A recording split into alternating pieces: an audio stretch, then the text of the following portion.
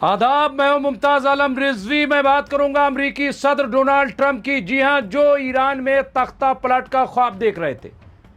Iran में तख्ता पलट का ख्वाब तो चकनाचूर हो गया, लेकिन अब अमेरिका में डोनाल्ड ट्रंप का तख्ता पलट होने जा रहा है। जी हां, अब डिमांड की जा रही है कांग्रेस में कि इंपीचमेंट किया जाए, डोनाल्ड ट्रंप को कुर्सी से हटाया जाए। पूरी मुहिम चल रही है। आप देखिए कि अभी मिड टर्म चुनाव होना है नवंबर में, लेकिन उससे पहले ऐसा लग रहा है कि डोनाल्ड ट्रंप की कुर्सी खतरे में पड़ गई है।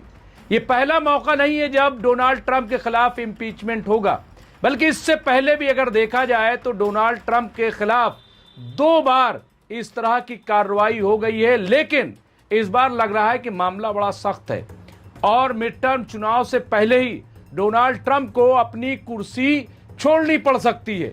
लेकिन क्या डोनाल्ड ट्रंप अपनी कुर्सी छोड़ेंगे और इजराइल में बेंजामिन नेतन्याहू की कुर्सी बची रहेगी? बड़ा सवाल है। ये क्यों ऐसा हो रहा है? ये इसलिए क्योंकि जिन शर्तों के साथ, जिन वादों के साथ डोनाल्ड ट्रंप मैदान में आए थे, चुनाव जीते, उसके खिलाफ काम कर रहे हैं। उन्होंने नारा दिया था कि अमेरिका फर्स्ट, लेकिन देखा यह जा रहा है कि वो इजराइल फर्स्ट पे काम कर रहे हैं। इसके साथ साथ उन्होंने कहा था मिडिल ईस्ट में अमन रहेगा और हमारे मरासिम बड़े अच्छे होंगे, लेकिन उसके बरक्स हो रहा है। मिडिल ईस्ट में आग लगी पड़ी है और इसका नुकसान अमेरिकियों को हो रहा है, क्योंकि स्ट्रेट ऑफ हॉर्मुज के बंद होने से ऐसा नहीं है कि सिर्फ मिडिल ईस्ट में क्राइसिस होगी, पूरी दुनिया पे और खास तौर से अमेरिका में जो $1 प्रति लीटर तेल मिलता था, आज वो $3 और $4 हो गया। आप सोचिए, वहां के लोग बाहर जाने से पहले सोचते हैं कि जाएं या ना जाएं, क्योंकि किराया इतना महंगा हो गया है। वहां जो लोग किराए के मकान में रह रहे हैं, उसकी कीमत इतनी हो गई है कि लोग एक एक कमरों में 2-2, 3-3 लोग रह के एडजस्टमेंट कर रहे हैं। ये अमेरिका की सूरत हाल। सोचिए, दुनिया का सुपर पावर कहां पहुंच गया सिर्फ ईरान की एक कार्रवाई से। ऐसे में अभी आप देखिए कि सीज फायर हुआ, लेकिन हालात ऐसे डोनाल्ड ट्रंप बना रहे हैं कि फिर से जंग होने जा रही है, और उसकी वजह कोई और नहीं बल्कि इजराइल है। डोनाल्ड ट्रंप कह रहे हैं कि ये जो जंगबंदी हुई थी, इसमें लेबनान का तो कोई रोल ही नहीं, लेबनान की तो कोई बात नहीं हुई। जबकि जो ईरान के प्रेसिडेंट हैं सैयद जो डॉक्टर मसूद पेजिशकियान, वो कह रहे हैं कि हमारी शर्त में लेबनान और गाजा भी शामिल था, फिर लेबनान पे ये हमला क्यों हुआ? अभी पाकिस्तान में बातचीत होनी है, लेकिन मुझे लगता नहीं है। पाकिस्तान का सिर्फ डोनाल्ड ट्रंप ने इस्तेमाल किया है, जैसा कि हमेशा करता रहा है, और वो इस्तेमाल इसलिए ताकि किसी तरीके से वो जंग से भाग जाए। भागना क्यों? क्योंकि इतना बड़ा ऐलान कर दिया था कि एक कदीम तरीन तहजीब कल खत्म हो जाएगी, यानी ईरान पूरी तरह से खत्म हो जाएगा। लेकिन क्या इतना आसान था? ऐलान करना और उस पर अमल करना बहुत मुश्किल है। इसके बाद क्या होता? चीन ने खबरदार कर दिया था, रूस ने खबरदार कर दिया था। अब आपको सबसे पहले बताएं कि कैसे डोनाल्ड ट्रंप का तख्ता पलट होगा। पहले उस पर सुन लीजिए, उसके बाद मैं बात करूंगा। देखिए, डोनाल्ड ट्रंप अमेरिका की तारीख में एक वाहिद ऐसे सदर हैं, राष्ट्रपति हैं, जिन पर 2 बार महाभियोग यानी इम्पीचमेंट चलाया गया। 2 बार, याद रखिएगा। 2019 में सत्ता के दुरुपयोग यानी इख्तिदार का गलत इस्तेमाल करने के लिए, और 2021 में कैपिटल हिल हिंसा भड़काने के लिए, यानी 2 बड़े खतरनाक इन पे ये इल्जाम। दोनों ही मामलों में डेमोक्रेट नियंत्रित सदन ने महाभियोग पारित किया, लेकिन रिपब्लिकन नियंत्रित सीनेट ने उन्हें बरी कर दिया, उन्हें छोड़ दिया। हालांकि उन पे कार्रवाई हो सकती थी, जिससे वो अपने ओहदे पर बाकी रहे। पहला इंपीचमेंट यानी महाभियोग 2019 में उन पर यूक्रेन के राष्ट्रपति से जो बाइडेन के खिलाफ जांच कराने के लिए सैन्य सहायता के उपयोग करने का आरोप था।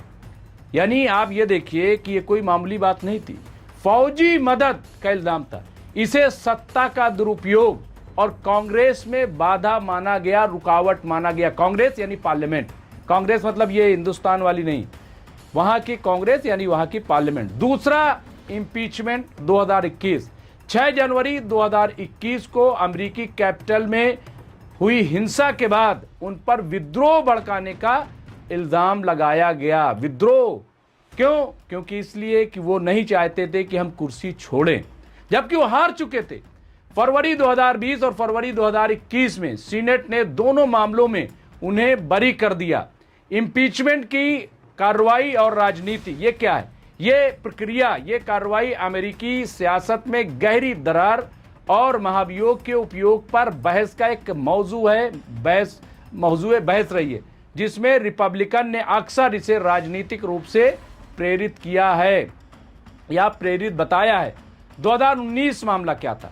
प्रतिनिधि सभा ने 18 दिसंबर 2019 को इम्पीचमेंट को मंजूरी दी। 2021 मामला 13 जनवरी 2021 को कैपिटल दंगे के बाद सदन ने दूसरी बार महाभियोग चलाया। सीनेट मतदान कैसे होता है, वोटिंग कैसे होती है? दोनों मामलों में दोषी ठहराने के लिए जरूरी 2/3 बहुमत नहीं मिला, क्योंकि वो हुकूमत में थे और जो हुकूमत में होता है जाहिर सी बात है उनके अरकान ज्यादा होते हैं। बच गए, लेकिन बात ये नहीं है कि वो बचे नहीं बचे, बात यह है कि ऐसी नौबत आई क्यों, ऐसा क्यों हुआ? डोनाल्ड ट्रंप के साथ साथ बार बार ये क्यों हो रहा है? ये बड़ा इंपॉर्टेंट सवाल है, और वो इसलिए हो रहा है क्योंकि इन्हें अमेरिका की नहीं बल्कि अपनी फिक्र है। अमेरिका की नहीं, अपनी फिक्र है। अपनी ये सियासत नहीं करते बल्कि अपनी तजारत करते हैं। अब ये अपने दामाद को, कुशनर को आगे बढ़ा रहे हैं हर जगह, चाहे वो गजा का मामला हो, चाहे वो पाकिस्तान को हड़पने का मामला हो, या और हर जगह आप देखिए तो कुशनर जो है पहुंच रहे हैं। और अब भी ऐसा लग रहा है, लेकिन ये जो हालात पैदा हुए हैं इसकी सजा तो उन्हें भुगतनी पड़ेगी। और मुझे लग रहा है कि इस बार डोनाल्ड ट्रंप नहीं बच पाएंगे, क्योंकि रिपब्लिकन के लोग भी काफी नाराज हैं, अमेरिकन काफी नाराज हैं। लोग सड़कों पे उतरे हुए हैं, लाखों की तादाद में मुजाहिरे लोग कर रहे हैं और कह रहे हैं इनको कुर्सी से हटाया जाए। तो आप देख रहे हैं डोनाल्ड ट्रंप किस लिए निकले थे? कह रहे थे कि हम जो Republican of Iran, Islamic Republican है, उसे खत्म कर देंगे, रजीम चेंज कर देंगे, वहां रजा शाह पहलवी को दोबारा बिठा देंगे। लेकिन क्या ऐसा मुमकिन हो सका?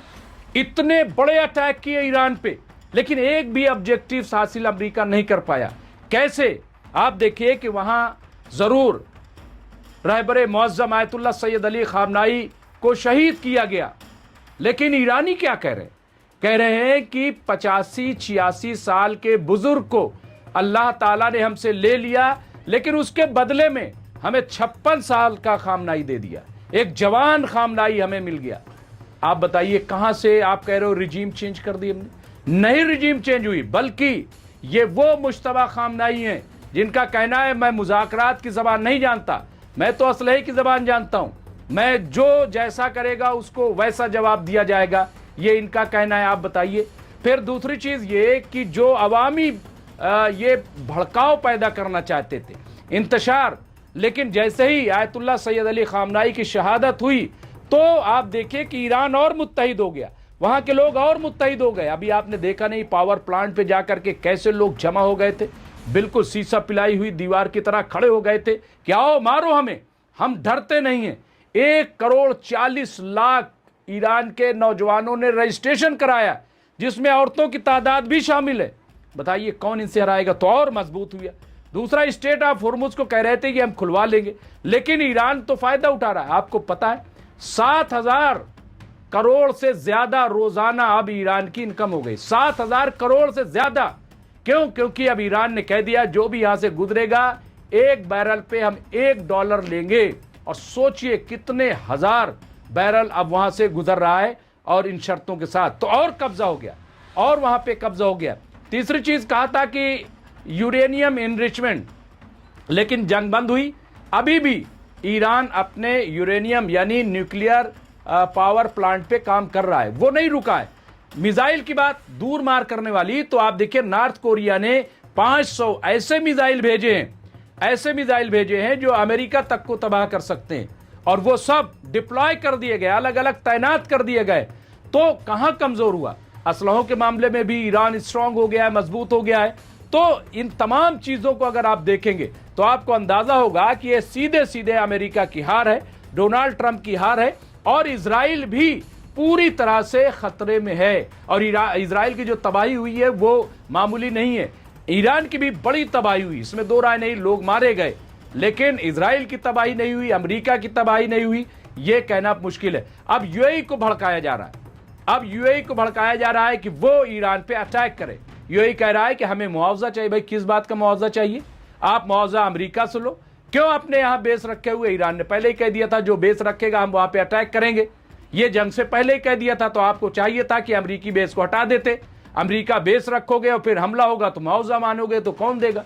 ये बिल्कुल क्लियर कट है। लेकिन यूएई कह रहा है, और यूएई खुद से नहीं कह रहा, ये इजराइल या तो डिक्टेट कर रहा होगा, डिक्टेशन दे रहा होगा, या अमेरिका दे रहा होगा, इसलिए यूएई बोल रहा है। लेकिन अभी भी वक्त है, ईरान का कहना है कि अपने यहां से अमेरिकी बेसिस को हटा दो। अगर ऐसा नहीं होगा तो फिर हम हमला करेंगे। अब जबकि लेबनान पे हमला हुआ है, ईरान फिर हमले के लिए तैयार है, और ईरान इस बार मामूली हमले नहीं करेगा बल्कि बड़ा जवाब देगा। तो बहरहाल खबर जो इस वक्त की थी वो ये कि डोनाल्ड ट्रंप की कुर्सी खतरे में है, और डोनाल्ड ट्रंप गए तो मैं आपको बता दूं नेतन्याहू मिनटों में हवा हो जाएंगे। बहरहाल जो भी होगा इस पे अपडेट करते रहेंगे। देखते रहिए एमएमसी न्यूज़ इंडिया। बहुत बहुत शुक्रिया।